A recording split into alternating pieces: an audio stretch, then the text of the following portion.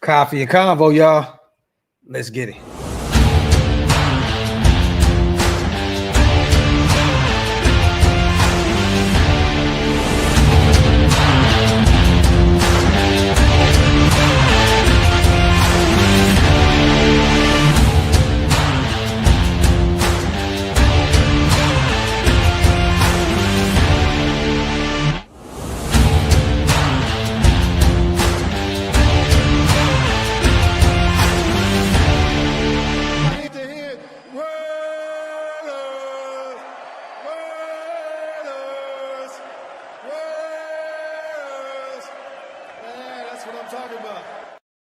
Yo, salute to everybody already here in the building, man. You guys know what time it is. Welcome to the latest installment of Coffee and Convo. I am your host, Graphk Raider, man. Salute to the greatest chat in YouTube history. As always, make sure you guys wipe them feet. That means get those likes up. And also hit that subscribe button. If you guys are not subscribed yet, we're still trying to hit that 30,000 goal. We can't do it without you guys. So make sure to hit that subscribe button. Also, salute to everybody listening on Spotify and Apple Podcasts.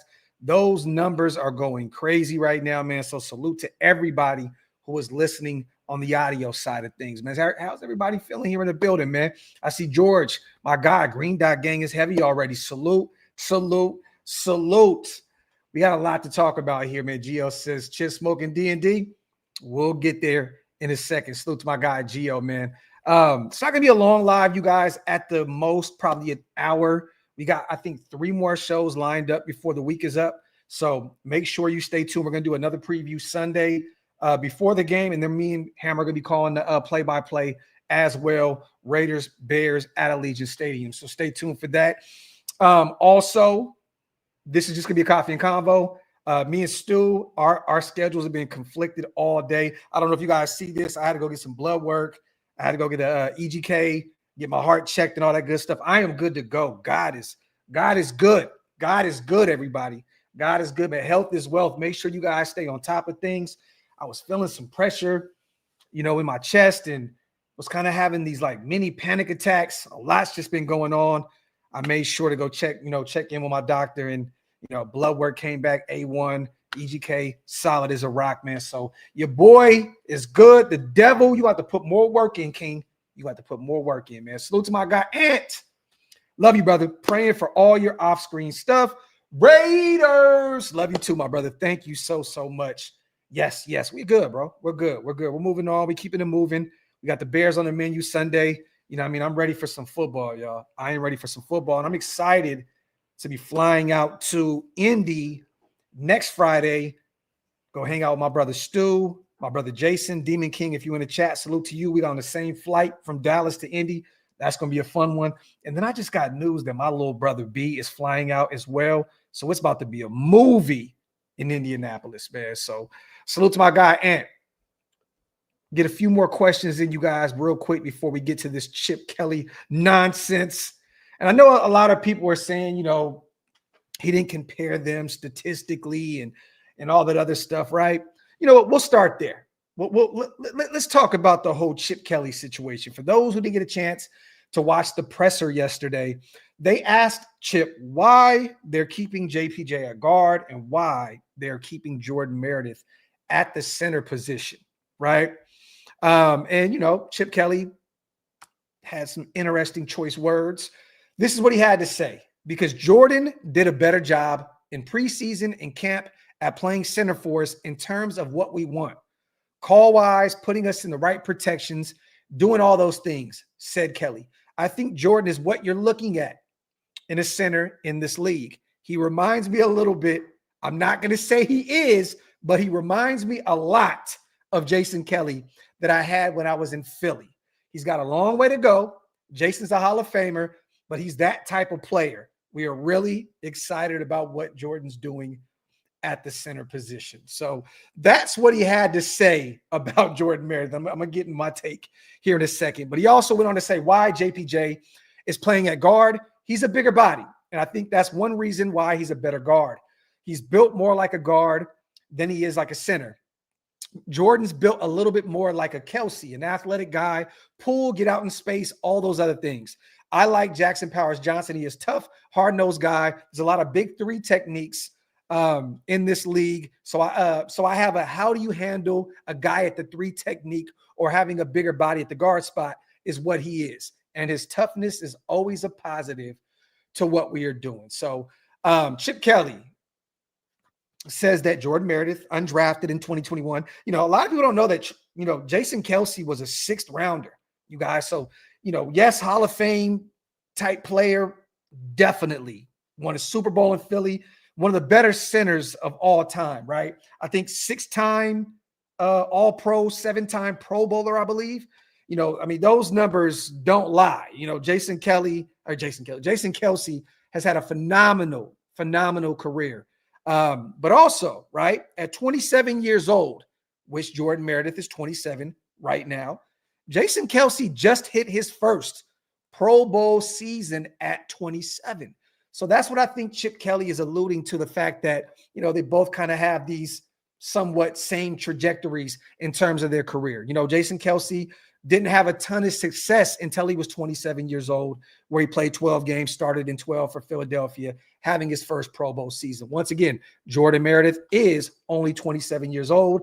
But again, Kelce, 7-time Pro Bowler, 6-time All-Pro, but also build, right? I get it. One in Jason Kelce, 6'3", 295. Jordan Meredith, 6'2", 301. Definitely kind of the same body types in terms of size, height, and weight. I get that. But we have to pump the brakes here a little bit. I love that Chip Kelly is giving him his flowers. And also, Jordan Meredith, this is his first time playing center at the NFL level, you guys. Kelce was a walk-on, I believe, in Cincinnati. I think he was a running back / halfback. And he played a ton of guard at Cincinnati before his senior season, where he became the full-time center out there, I believe, in Cincinnati. So, there was still some trial and error out there with trying to figure out where Jason Kelce fit in the grand scheme of things, also at the collegiate level. Once again, he was a walk-on as a running back, played a ton of guard, left guard his sophomore season, and then, I think 13 games at left guard the following season, and then he moved to center in 2010 in his senior year, and that's where he earned his bread and butter, honorable mention, All-American, second team All-Big East. So that's where he did his damage, was at the center position, and why he was a 6th rounder out of Cincinnati, going to the Philadelphia Eagles, where he spent his entire career. Look, I love that Chip Kelly is giving Jordan Meredith his flowers. I respect that. I definitely do. And do I want Jordan Meredith to be successful? I do. I've said this since day one. I think he's a solid rotational piece, a solid depth piece. I don't see him as a starter, at least right now. They know more than me, right? Chip Kelly's won a national championship. Pete Carroll has won everything. So I'm not here to act as though I know more than any of these guys at all. I know that JPJ, he said it himself, that he prefers to play center.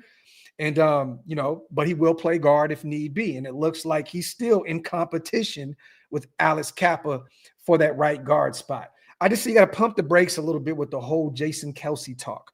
I get it, size, build, all that other stuff, but we got to really, really chill the hell out. This is one of the better centers in the sport of all time. 7-time Pro Bowler, 6-time All-Pro.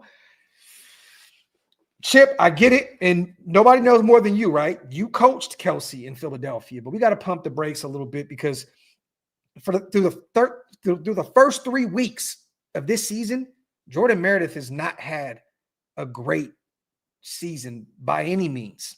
By any means. Like, he has not looked like a Pro Bowler at age 27 like the way Kelce did out there in Philly at the age of 27 years old. Now, did Kelce have, maybe more talent around him on that O-line?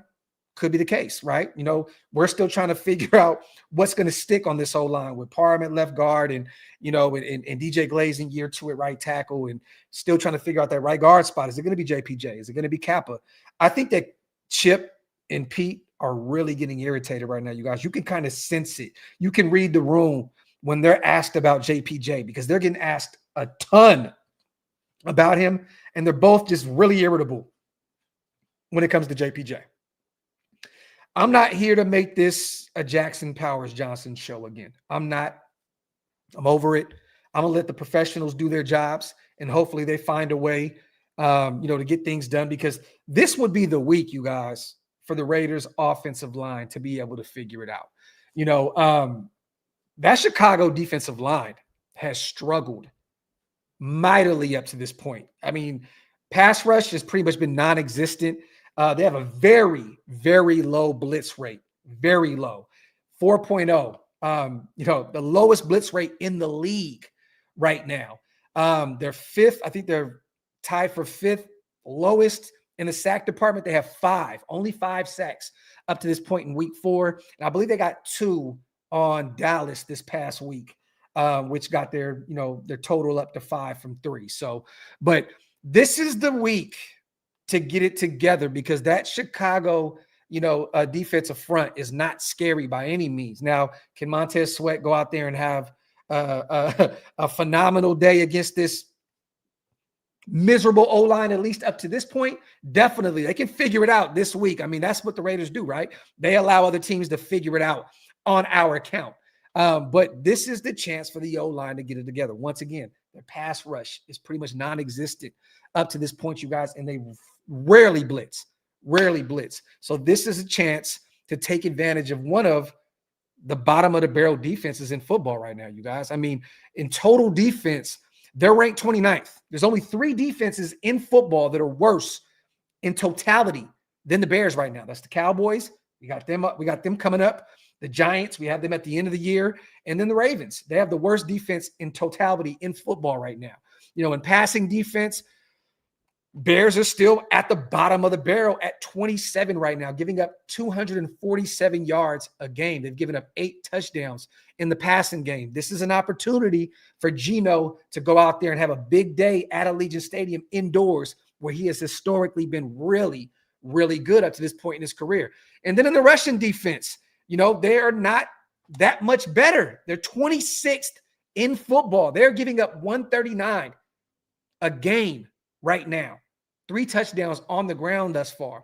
This is an opportunity for Ashton Jeanty to go out there and get the wheels turning, get this thing rolling. Let's prove to everybody that we made the right decision getting Ashton Jeanty out of Boise State there at 6 with Membu on the board and several other talents that were still there on the board. This is the week to right the ship in terms of the run game and taking advantage of those DBs out there in Chicago. Jalen Johnson dealing with a hamstring issue.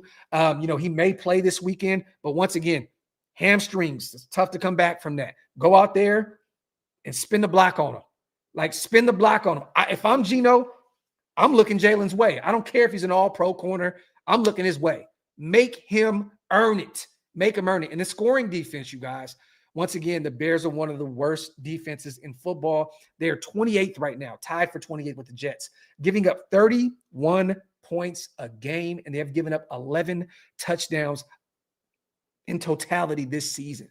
This is a great opportunity for our Raiders to go out there and make some noise at home and try to get back to 500 and get us to a point where we can potentially go on a nice little run here with the Colts and the Titans and the Browns and those kind of teams on the menu here very soon. So we have to take advantage of this defense, man. We have to. If we can't get it right this week, then I'm going to be honest with you guys. That Chicago offense looks spooky. Caleb is figuring it out. 4 touchdowns. I think he was the NFC player of the week this past week. He looked really good. No picks, 4 touchdowns. DeAndre Swift is still a definite threat in the ground game, and they utilize him in the passing game as well. They have a 3-headed monster at the wide receiver position with Luther Burden, the rookie out of Missouri. Roma Dunze looks like he is going to be a superstar and kind of making DJ Moore disposable at this point. And we're going to talk about that here in a second as well, because I have an interesting trade that I want to see if you guys will be interested in taking. So we'll get there in a second. But salute to my brother Hug on a $50 bomb. My brother, man, I appreciate you. I want to crash out on this take from Chip Kelly, because we know what JPJ is capable of, but we know is nothing but what we know is nothing but losing in the last decade. So maybe they do know better than me. I'll stay quiet until the end of the season, but you guys are on notice. This is Facts Hug. Facts. I never want to hear Jordan Meredith mentioned in anything with Jason Kelce. I'm sorry. And Hug, appreciate you, my brother, so much. Love you, bro. This is no disrespect to Jordan Meredith. I do not want to hear him mentioned with Jason Kelce with anything. We talked about the similar build, the similar height, the similar weight. Cool. That's great. One was undrafted. One went in the 6th round. Cool, right? One played guard and then converted to center his senior year at college. Jordan Meredith at 27 is finally getting, a look at the center position for the first time in his career. It's kind of scary. These guys know what they're looking for. I'm going to pump the brakes. Look, y'all, I've been crashing out on Twitter and Instagram because I'm trying to smile through the cries, smile through the bullshit. You know what I mean? So I'm just trying to make myself believe that these guys know what the hell they're doing. And when you look at their resumes, those are telling, right? Chip at the collegiate level, phenomenal. Pete at both levels, phenomenal.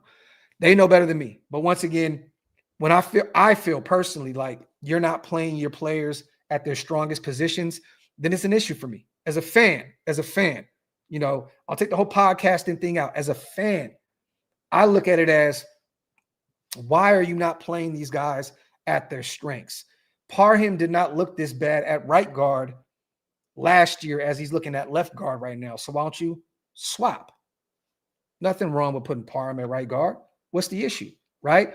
If you want JPJ, and we talked about this ad nauseum, and I'll say it again, if you want to have him remain at guard, put him on the left side. That's your strong side with Colton Miller. And now Ashton Genty has, a certain side where he could say, that's where I'm going. That's where I'm going. It's not rocket science here, you guys. Like, football really is simplistic. I think a lot of people try to make this thing way more difficult than what it needs to be. And I think I see my brother Andy in the building. We've talked about this a ton.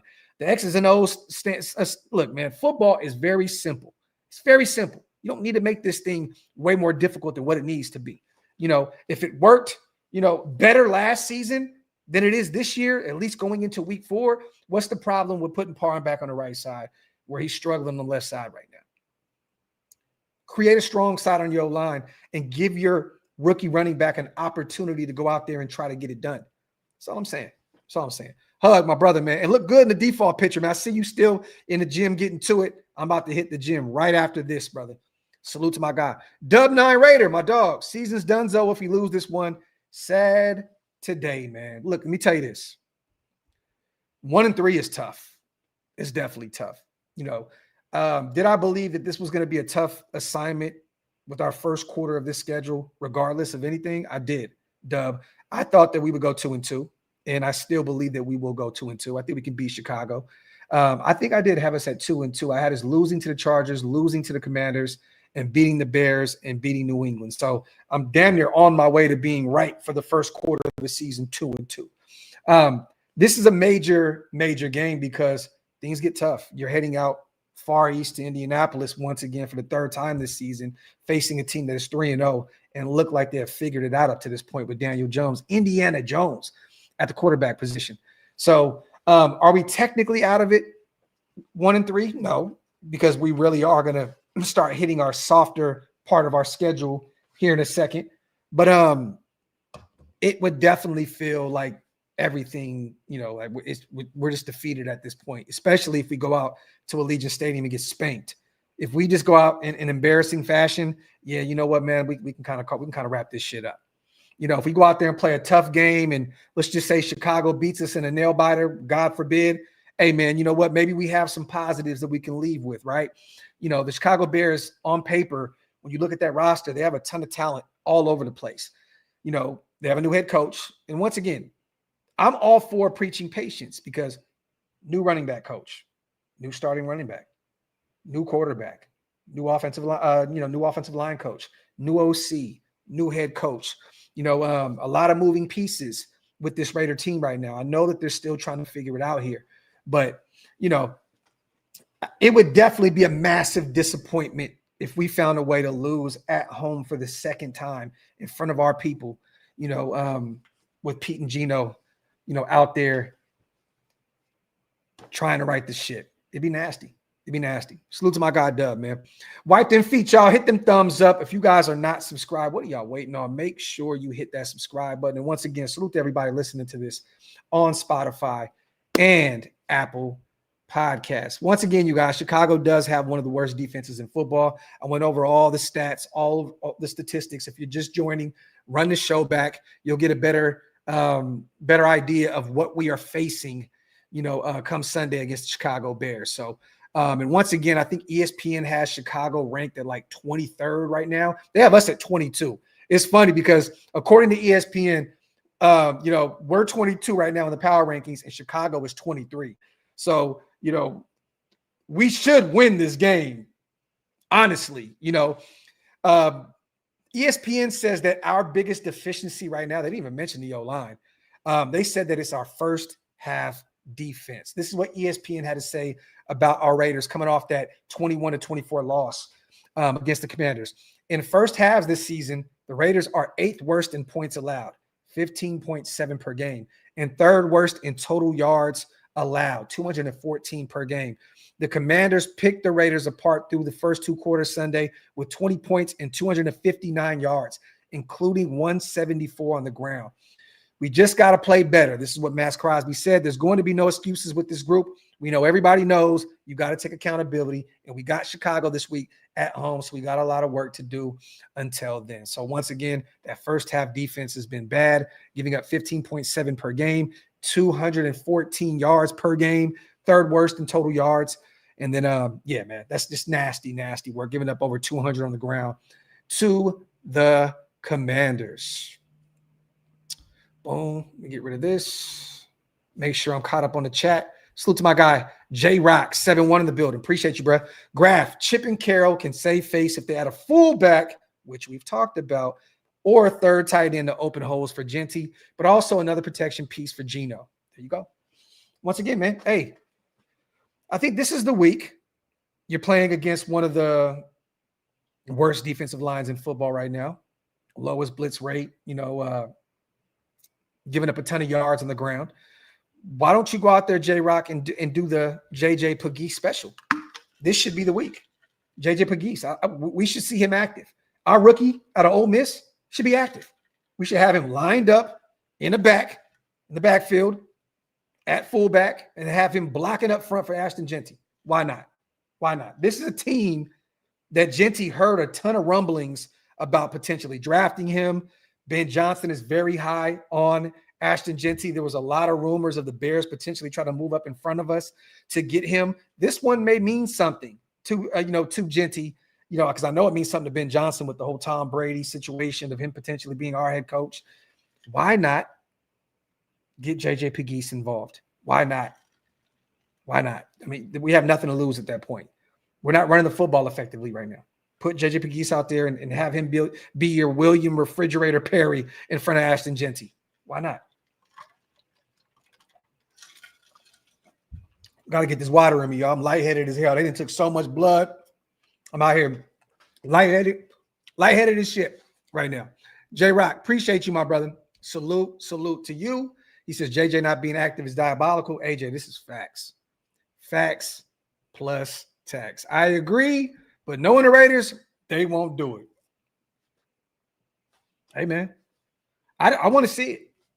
And hopefully it happens. I want to see JJ Pegues out there. Play him at fullback, play him on both sides. Shit, put him at defensive tackle. Get him going to help us in the ground game. I'm not expecting DeAndre.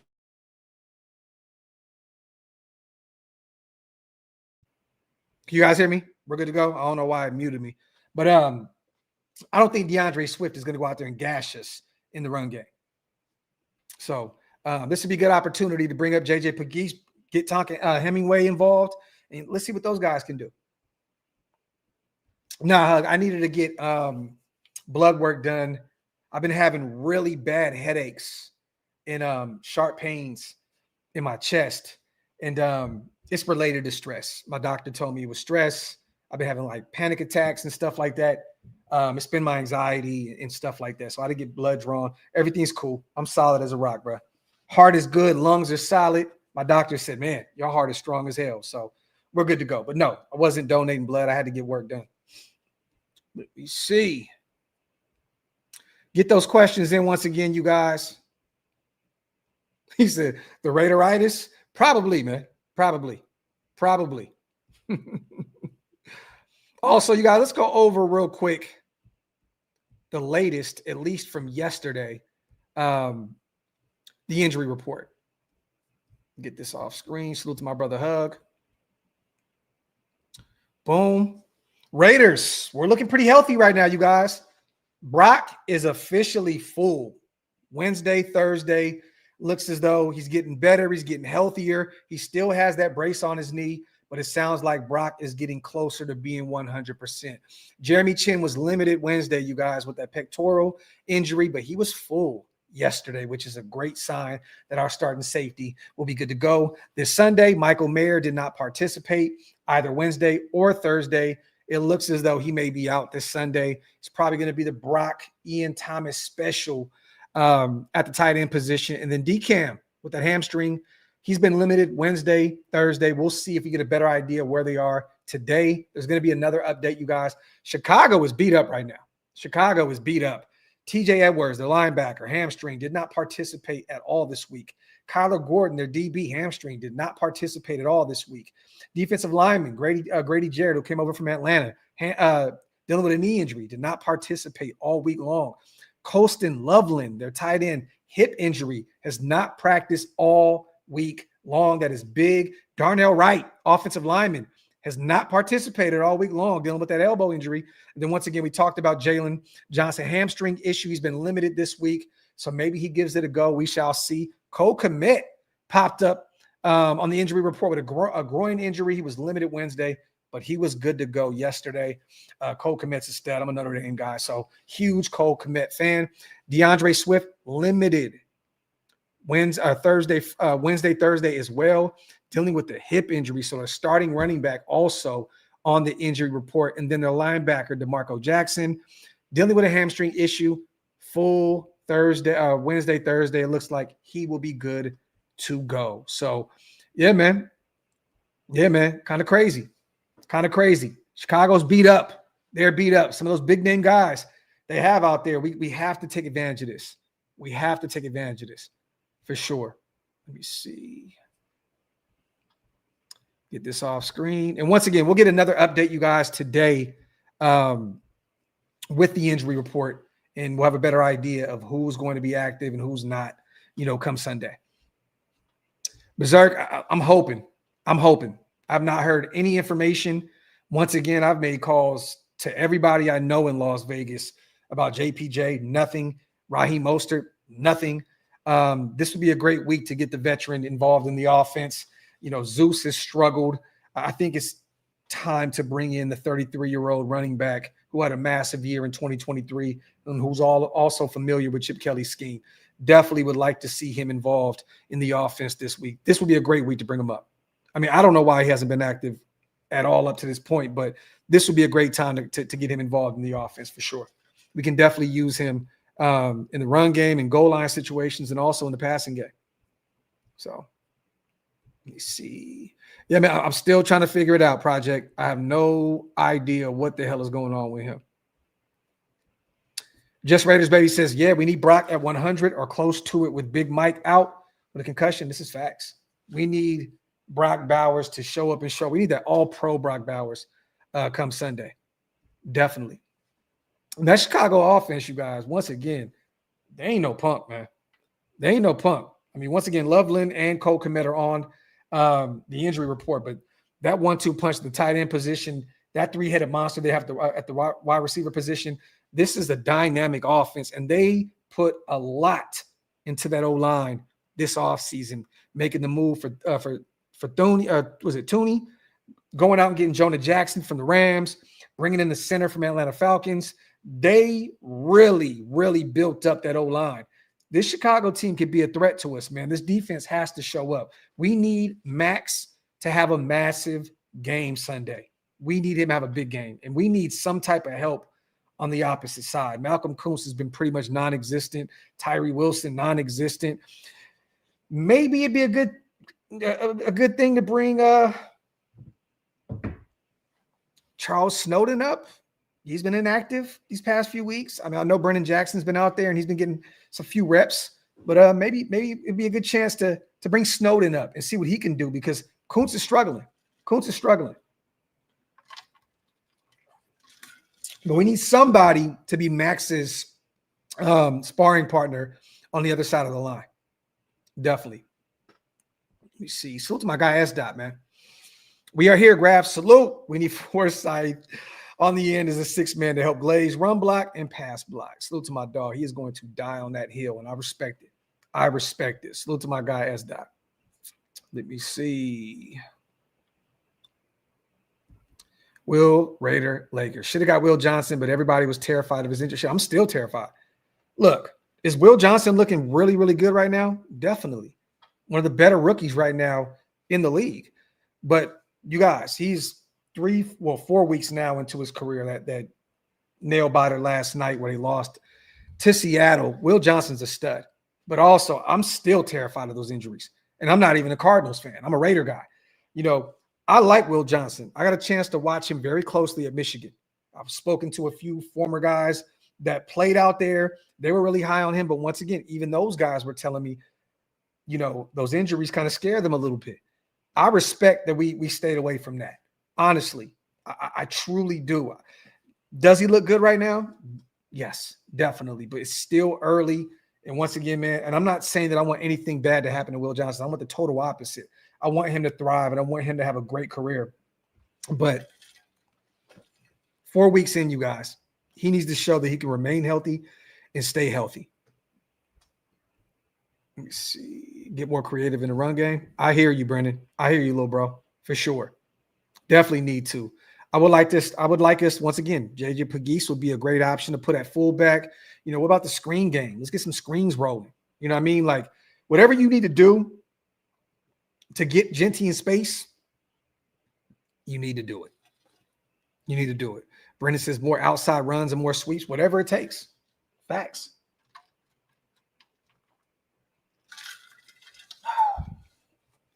Salute to my guy Daniel, man. Once again, you guys, my apologies. I just got a ton of blood drawn. I'm kind of like woozy and shit and dehydrated, so bear with me. Daniel, fun fact, Pete Carroll has never had a top 10 O-line in the NFL by any metric, but let's trust him to fix this shit. Yeah, I mean, he helped assemble one of the greatest defenses of all time. You know, he definitely had a dynamic offense out there with Russ in his prime and beast mode in his prime. But I hear you. You know, I never thought that Pete was going to come in and be the guy to come out there and create this devastating O-line. You know, never for once thought that. But this is facts. He's never really had some great O-lines at all. Let me see. Salute to my guy all aboard in the building. I know as much as anyone how frustrating it is to be a Raider fan, but I think we're letting our past regime anger roll into this one, and it's way too early for that, in my opinion. Yeah, facts, man. Facts. I talked about this the other day, all aboard, and I put it on Twitter, you know, as well. You know, I forgot who said it. Somebody was saying that, you know, Denver has invested heavily into their O-line. KC has, the Chargers have. Well, look, our O-line is a makeshift O-line that was put together by three separate regimes, you guys. You know what I mean? Colton Miller, the Gruden regime, right? You know, then you look at Parham, you know, that's the Ziegler regime. You look at DJ Glaze, JPJ, those guys are the Tom Telesco regime. You know what I mean? Like, this is like a makeshift offensive line by three different regimes. And then you have a ton of guys still on rookie deals. DJ Glaze, rookie deal. You know, Parham, rookie deal. JPJ, rookie deal. So, you know, once again, I may complain a lot about this O-line, but it does take time to build that thing the way you see fit. I wasn't expecting these guys to put together a top 5, top 10 O-line in year one with a whole new coaching staff, a weak-ass free agency period that didn't really have a ton of options out there for you on the O-line. I mean, Mekhi Becton, who went to the Chargers. I mean, what else? You know, Trey, who was franchise tagged and eventually, you know, given a major contract, making him the highest paid guard in football. It's going to take some time. It's going to take some time. I get that. The thing is this. The problem with that is you got Ashton Genty. So our patience is wearing very, very thin right now because we don't want this bust label to be put on our first round guy that we know can be potentially a generational type player. You know what I mean? So if the O-line is partially responsible for the success of Ashton Genty, we're going to lean heavily on the fact that this O-line is not performing well. But once again, 3 different regimes had their hands on this from left to right. Starts with Gruden, with Colton Miller. Then it goes, once again, Ziegler with Parham. And then, Jordan Meredith has been here for a few years as well. So the past regime also, they decided to bring him back this year. But, that whole O-line has others' fingerprints on it. So, it's going to take some time. But once again, as a Raider fan that has been around for 41 years, my patience is just wearing very thin. Like I'm ready to win now. And did I think with this existing roster and so many changes in, with the GM and the coaching staff, did I think that this thing was going to be a year one fix? Definitely did not think that. I think we're all semi-defeated right now, coming off of 2 really devastating losses to the Chargers and Commanders. Once again, you guys, if we were 1-2 right now and we lost 2 nail biters to the Commanders and Chargers, we'd be having a different conversation. We'd be feeling like, okay, we're on our way. We're on our way. We're slowly getting it right. We're doing this. We're doing that. Last week killed me in a different way because the defense didn't look the same way as it looked in week 1 and week 2. So we're like now, like not only is the offense struggling, is this defense about to take a step back also? There's just so many question marks. It's like, damn, like, can we be consistent with one thing? Like, look, if we struggle offensively, can at least the defense be consistent enough to go out there and be a better team against the run like they were week 1, week 2, and then go out there and get gashed by a bunch of backups for over 200 yards on the ground in Washington, D.C. At some point, we're like, what the hell is going on here?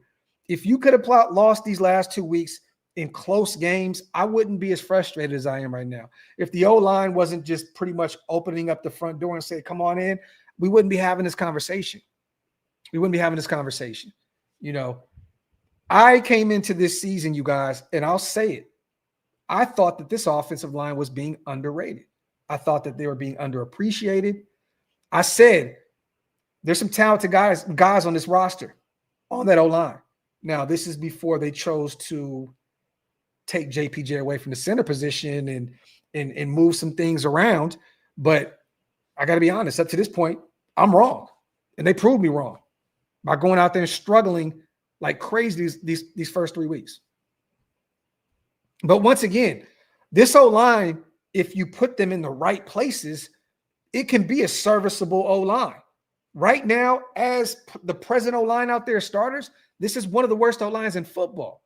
But if you just throw this guy over there, move this guy over there, this could potentially be a serviceable top 15 O-line that can get Genty rolling and keep Geno upright, and we could potentially win some games.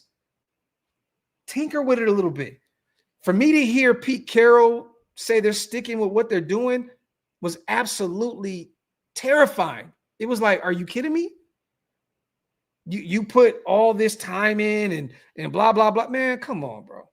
Great teams pivot on the fly. Just because you put all this time in the offseason means that you're going to continue to do it. Pete, you've been around long enough to know if it's not working, fix that shit. Make some changes. It's clearly not working. It's not. So why don't you tinker with it a little bit? I love that question that Vinny B asked. Look, man, last year they did this, they did that. And, it was a serviceable O-line. Are you thinking about, maybe pulling the trigger and making a few changes? Hearing Pete just instantly, no, it's terrifying. Salute to Rick. Do we have a blocking tight end who can help the O-line in the run game? Ian Thomas, Rick. Ian Thomas. Michael Mayer has gotten better in the blocking game as well. But I just think right now, just everybody up front is in shambles. Colton is really good in pass pro. He's struggling, in run blocking, just like everybody else is. It starts. These guys need to figure out, and I'm talking about Brennan Carroll, Joe Philbin, Chip Kelly and company. You got to play your players to their strengths. I'm tired of repeating myself and kind of saying the same shit over and over and over. But it's like, look, if this guy can do this at a high clip, and then this guy can do this at a high clip, if Parham has historically been better on the right side, then just make the switch. You know what I mean? Look, you don't think that Parham is pissed right now? He is going into a free agent year next year. He's a free agent. This is a contract year for Dylan Parham. If he continues to look the way he's looking right now at left guard, his money is going to continue to drop tremendously going into free agency. Play these guys to their strengths. If Parham is better on the right side, put him on the right side. If JPJ is not your center of the future, but you like him at guard and he looked way better at left guard last year, just make the call and put him on the left side. What's the problem? Trip, fans forget we were 4-13 last year. The roster was bad. Yeah, and once again, Trip, a bad free agency class, not a ton of talent out there. It's pretty bad when your free agency, like your big fish that you got in free agency was like Jeremy Chin, a guy that is on his third team, I believe, third or fourth team, Carolina, the Commanders, and I believe us. So that was like our big fish in free agency. Unless am I wrong, you guys? Give me another name, because Jamal Adams isn't a big acquisition. Jermaine Pratt's not a major, addition, but I love the move. Landon Roberts wasn't a big addition. I think that Jeremy Chin was the big fish, right? 2 years, 8 a clip. Yeah, this was not the year to try and get it together in free agency. But once again, I thought that we had a really good draft. And, to see some of these guys not active week in and week out, i.e. Tonka Hemingway, JJ Pegues and company, it's like, dude, like at this point, you got to let the rooks go out there and get some burn and get up to the speed of the game. But yes, Trip, you are right. We were definitely 4-13 last year. And a lot of those guys that were on that team are still here now. And you can't expect coaching alone to flip the script. A lot of these guys on this roster are not good enough for you to just bring in a great coaching staff and flip the script. It's not. You have to upgrade this roster. Do I believe that we did it? Yes. But every other team that we're facing this year has done the same thing, and probably at a better and higher clip. Snake Fist. Greeting, Graphk. Pete said Rook's not ready to play yet. My question is, when then? It's the same guy, Snake Fist, that said that they're being patient with Ashton Genty coming off of, a 2,000 yard season last year in Boise State, right? We're being patient with him. We're slowly bringing him on. I don't know what Pete is thinking right now. I really don't. And I guess it's not for me to figure out what he's thinking. Pete has been there and done that. But yeah, man, I really don't know. I really don't know. Besh is not getting the looks that you would expect out of a guy that you used the second round pick on. I would assume that Besh would be a lot more involved in the offense as well. There's so many question marks. If I can sit down with Pete Carroll, Snake Fist, I would ask him all this shit. What are you doing with Besh? Why is he not more involved in the offense? Why are these guys inactive week in and week out? I have so many questions. And sometimes I wish that some more of these beat writers would ask more of the hard-hitting questions. Chappie, my guy, man, appreciate you on the $2. Coaching staff feels like USC versus Oregon. Salute to my guy, Chappie Boss, on the $2 special. Okay. So you think Pete Carroll's holding the Oregon Duck thing over JPJ's head? Salute to my guy, Chappie, man. Honestly, my dog, why mods put me in timeout? Anyways, good luck Sunday. I don't know, brother. I appreciate you on the $2 special, though. I don't know. I don't know what happened in the chat. Salute to my brother Hug once again. Max needs to impose his fines on O linemen who suck and give up. Hey, yo, you got to chill out, Hug. You got to chill out, Hug. Nasty work. Parm should be 100K light already. Salute to my brother Hug, man. Appreciate you on the $5 smackaroonie. Salute to Blazed. Hypothetically, if we don't get it right with this regime, I don't think we will ever get it right. Patiently waiting since 03. You know, the scary thing is this. There's nobody in play to take over the reins from Pete Carroll whenever his job is done, whether that's after this season. I mean, look, you guys, Pete is 74 years old. If we shit the bed and we win 4 or 5 games, Pete can say, you know what, I'm done. I'm going to go home and just retire and be done. That's the thing that kind of scares me, is like we're kind of in like this limbo stage, Blaze, where we have the oldest coach in sports, being the guy that's running. He's like the head of the snake per se, right? And we don't know how long he's going to be here. And there's no clear-cut guy that can come in and be the dude to take over the job for him. I know it's not his son. It's not Brennan. Chip Kelly has not shown that he could be a head coach at the NFL level. I pray to God that's not the case. Patrick Graham, I personally think, is gone after this year. He was almost gone this year to Jacksonville, which last minute he decided to stay, but I think he'll be gone. So there's nobody really here in the building that I'm looking at that you could potentially bring up. That's why I wanted Ben Johnson to be our head coach so bad, so desperately. I wanted a guy, a bright mind, an offensive genius that can come in and help these guys and be here for the next 10 plus years if possible. But yeah, Blaze, we've been waiting for a long time, brother.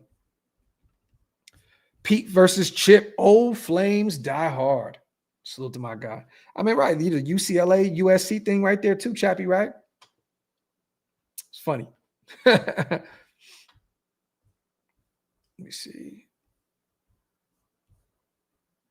Silence says the switch up so fast. What you mean? I'm still trying to figure out what you mean. What does that mean, Silent? Because I'm not switching up on anybody. I'm still happy about the addition of Chip Kelly. I'm still interested to see what this O can look like once they start blocking up front. We get the ground game going. You know what I mean? And also, I'm not out on Pete Carroll at all. I still believe in him, and I think that he can get it done. But seeing that he's still sticking with what we're doing right now is just kind of nerve-wracking. That's it. I'm not saying I'm giving up on Pete. I'm not out there doing what I did last year, saying get rid of AP. I'm not doing the same thing I did a few years back with get rid of Josh McDaniels. Yeah, Silent and he sucked. What are we talking about? I'm not comparing any, like, Gruden sucked, bro. He sucked. What does that mean? What, he won a couple games each year? He sucked. Y'all are still going off the fact that in 2021 he won 3 straight games. Cool. Great. Newsflash, Silent. John Gruden sucked, bro. Sucked. That second sucked. I'm not comparing the two. Gruden was cheeks. What are we doing here? Salute to my guy, Spivey, my dog, man. Appreciate you, brother. Salute to you gifting 5 OLV Raiders Network memberships. Salute to my brother. Salute to all the new members here in the building because of my brother Spivey, man. And also salute to my guy. Is it Anastin? Appreciate you, brother, I'm becoming a member or gifting a member. Thank you, bro. That means a lot, man. Salute to all the new members in the building. Y'all keep mentioning John Gruden like he's still around, bro. Like, this dude came in and traded Khalil Mack, bro. And we're talking about he was 4-12 his first year. Yeah, he sucked. His last game in the silver and black, he lost to the Chicago Bears 14-9. I was there. I watched it. Nasty. I'm saying y'all wasn't this down on him. Shit, who are you talking about, Sal? You must be new here. What? And I only got a chance to cover the team for maybe a year, 2 years tops with Gruden in the building. I think I only got a chance to cover him maybe 1 or 2 years.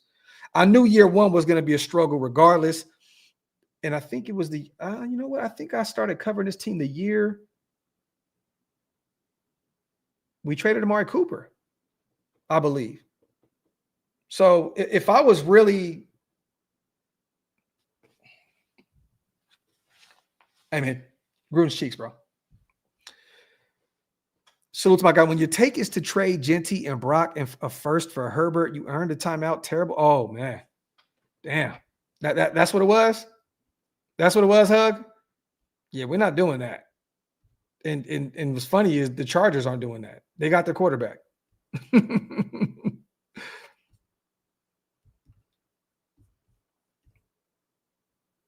me see. Yeah, and also, man, I mean, let's not act like Gruden and company didn't draft Damon Arnett, Jonathan Abram, Alex Leatherwood. I mean, the list goes on. Now, was there a few bright spots? Max Crosby, Hunter Renfrow, a few guys, Josh Jacobs, definitely. But yeah, man.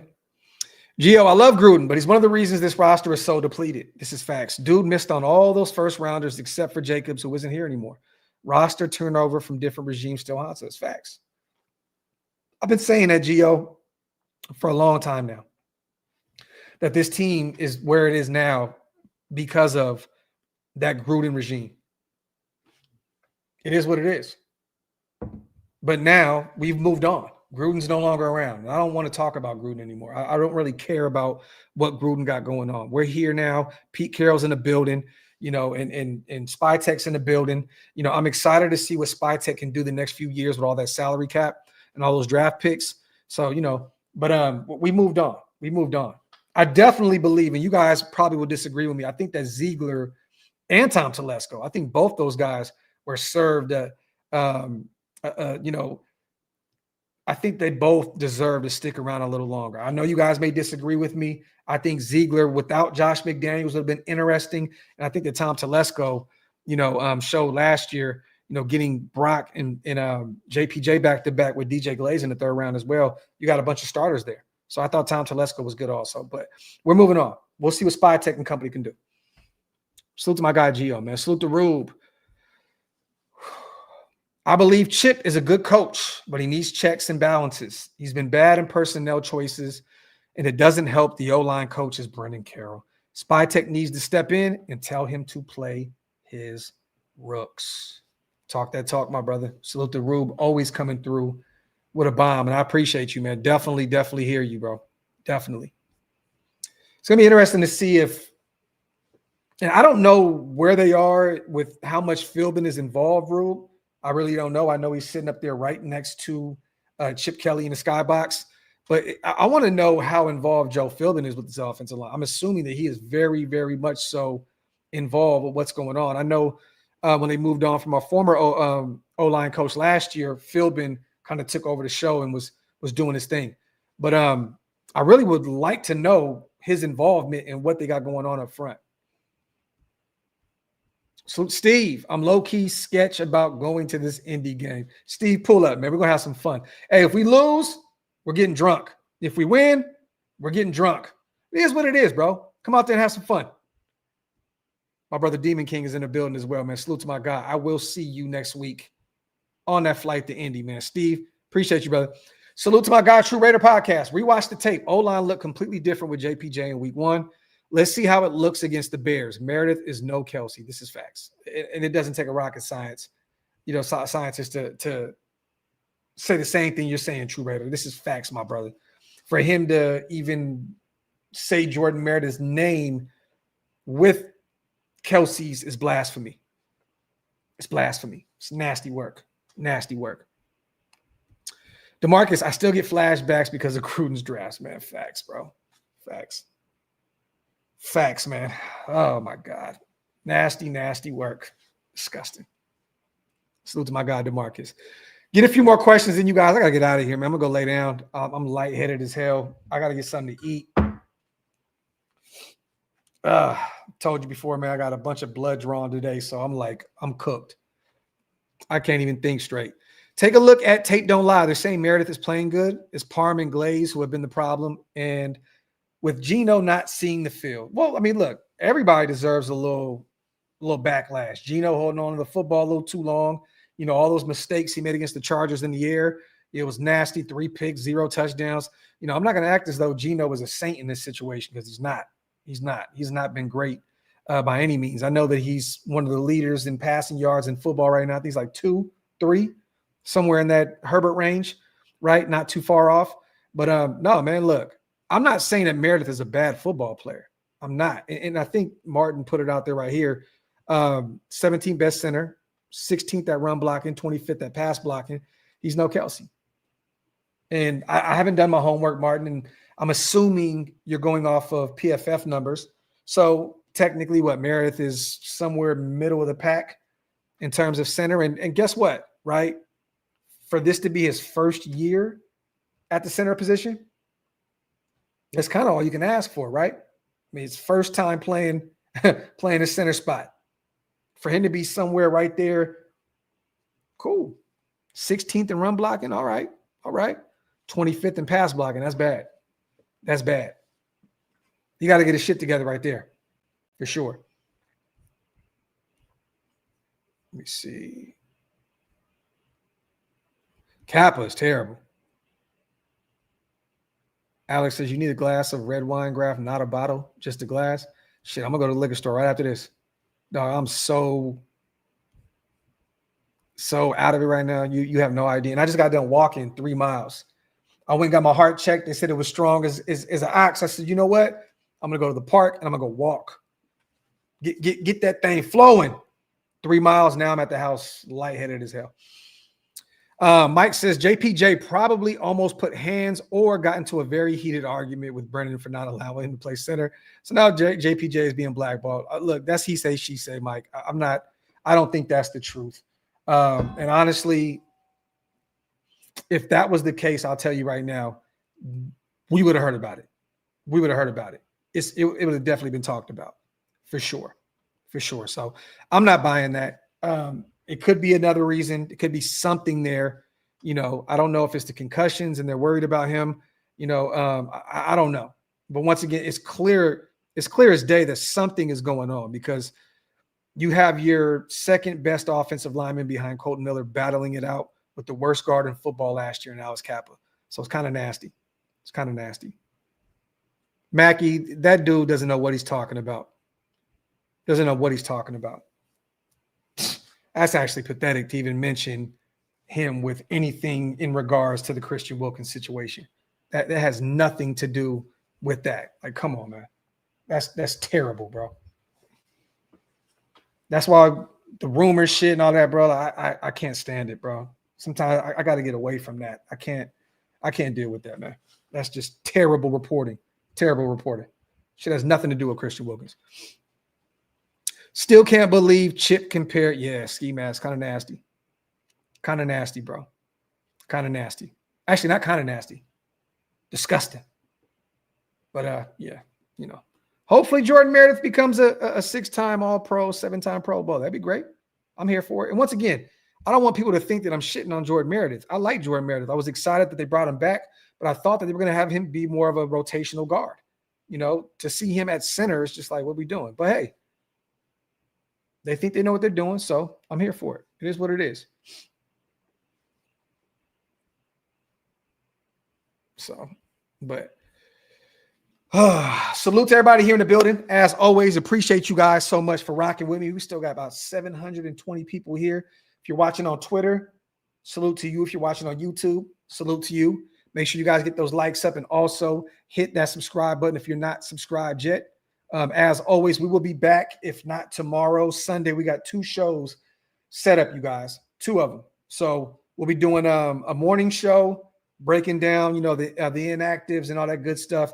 And then me and Hammer will be calling the game come game time. So stay tuned for that. But I appreciate you guys so much. I'm going to get the hell out of here. My brother Fingers is calling me right now. I'm going to get out of here. Give me some rest and all that good stuff. Salute to you guys. As always, on the way out, wipe them feet. Hit that subscribe button. I'll see you guys soon. I'm out.